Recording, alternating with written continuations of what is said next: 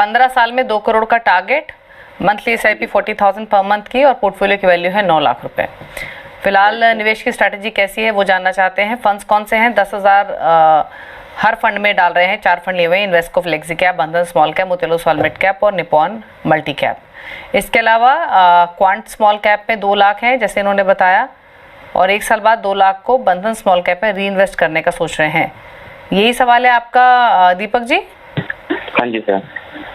Okay, बताइए विकास जी, क्या suggestions हैं इनके लिए? तो दीपक जी, आपने एक अच्छी चीज क्या की है कि 40,000 रुपए इन्वेस्ट कर रहे हैं, 4 स्कीम्स में कर रहे हैं, तो ये एक अच्छा होता है। नहीं तो जनरली लोग ओवर डाइवर्सिफाई कर देते हैं कि मतलब, तो आपने बहुत अच्छी स्ट्रैटेजी रखी है। आपके ओवरऑल पोर्टफोलियो का कंस्ट्रक्शन भी मुझे अच्छा लगा।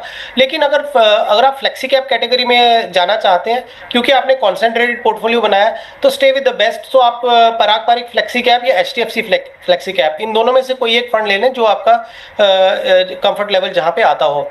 और जो आपने ऑलरेडी इन्वेस्ट किया, मैं ये नहीं बोल रहा हूँ कि आप इमीडिएटली निकाल दीजिए, आप उसमें बने रहिए और फिर थोड़ा ट्रैक करिए, और जब आपको लगे कि एग्जिट फ्री आपका हो गया है, मतलब कोई लोड नहीं लगेगा आपको, तो आप एग्जिट कर सकते हैं।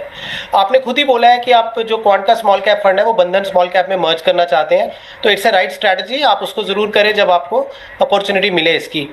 बाकी आप अपने पोर्टफोलियो को कंटिन्यू कर सकते हैं। जो आपने टारगेट की बात की है, 40,000 का आपका सिप चल रहा है और 9 लाख का आपका ऑलरेडी लमसम हो चुका है। यदि मैं थोड़ा सा कंजर्वेटिव फिगर लेके चलता हूं कि 12% की CAGR से आपका पोर्टफोलियो ग्रो करे, तो 15 साल में लगभग 1 करोड़ 18 लाख के आसपास आपका कॉर्पस बनेगा। अगर यही पोर्टफोलियो मान लीजिए 15% की दर से ग्रो करता है, तो लगभग 1 करोड़ 40 लाख होगा। हालांकि बहुत हद तक चांसेस हैं कि 15% की CAGR मेंटेन की जा सकती है, बिकॉज जो आपने फंड्स लिए हैं, अगर उनका ट्रैक रिकॉर्ड देखें तो लगभग इस तरह की रिटर्न वो जनरेट करते आए हैं, और उम्मीद करते हैं अगर आगे भी ऐसा रहा तो आप पॉसिबिलिटी है कि आपका पोर्टफोलियो जो है वो 1 करोड़ 40 लाख या 1 करोड़ 50 लाख के आसपास आ जाए। लेकिन 2 करोड़ के हिसाब से आपका पोर्टफोलियो जो है वो शॉर्ट पड़ रहा है। नाउ अगर आप बहुत कंजर्वेटिव फिगर लेके चलते हैं तो आपको लगभग 65,000 का सिप करना पड़ेगा monthly to achieve 2 crore in 15 years.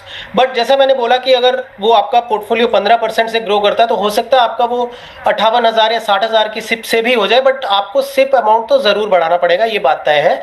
अगर आप सिप अमाउंट नहीं बढ़ाना चाहते हैं तो आपका जो भी टारगेट है वो आप 2 से 3 साल के लिए उसको एक्सटेंड कर दीजिए।